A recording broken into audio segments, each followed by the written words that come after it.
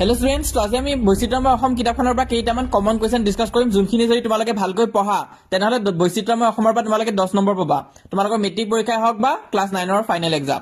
তো 10 নম্বৰ কিন্তু বহুত ইম্পৰ্টেন্ট হয়। 10 নম্বৰৰ কাৰণে বহুতো স্টুডেন্টে লেটাৰ মাৰ্কস নাপায় আৰু বহুতো স্টুডেন্টে 10 নম্বৰৰ কাৰণে ফেইলও কৰি যায়। তো আজি এই ভিডিঅ'ত আমি অকল 3টা কোৱেশ্চন ডিসকাস কৰিম, হয় মাত্ৰ 3টা কোৱেশ্চন, আৰু এই 3টা কোৱেশ্চন যদি তোমালোকে ভালকৈ চাই যোৱা তেনেহলে 10 নম্বৰ পাবাই ফাইনেল পৰীক্ষাত। তো ডাইৰেক্ট কোৱেশ্চনত আহিছো। প্ৰথম কোৱেশ্চনটো হৈছে বৈচিত্ৰময় অসম নামৰ দ্ৰুতপাতত সন্নিৱিষ্ট অসমৰ যিকোনো দুটা জনগোষ্ঠীৰ বিশেষকৈ বৰঙণি যোগোৱা একোজন ব্যক্তিৰ বিষয়ে চমুটোকা লিখা। এই কোৱেশ্চনটো চাই যাবা, খুবেই ইম্পৰ্টেন্ট হয়, মোষ্ট ৰিপিটেড কোৱেশ্চন হয়। তোমালোকৰ যে জনগোষ্ঠীখিনি যে আছে বৈচিত্ৰময় অসম কিতাপৰ, তাৰ যিকোনো তোমালোকে 3টা জনগোষ্ঠী চাবা আৰু তাত তোমালোকে বিশেষকৈ বৰঙণি যোগোৱা একোজনকৈ ব্যক্তিৰ নাম তোমালোকে চাই যাবা। এনেকুৱা নিচিনা তোমালোকে চাই ল'বা, কাৰণ এই কোৱেশ্চনটো তোমালোকক 6 মাৰ্কছৰ কাৰণে দিব পাৰে। তো সেইটো কাৰণে চাবা তোমালোকে, এইটো ইম্পৰ্টেন্ট আছে।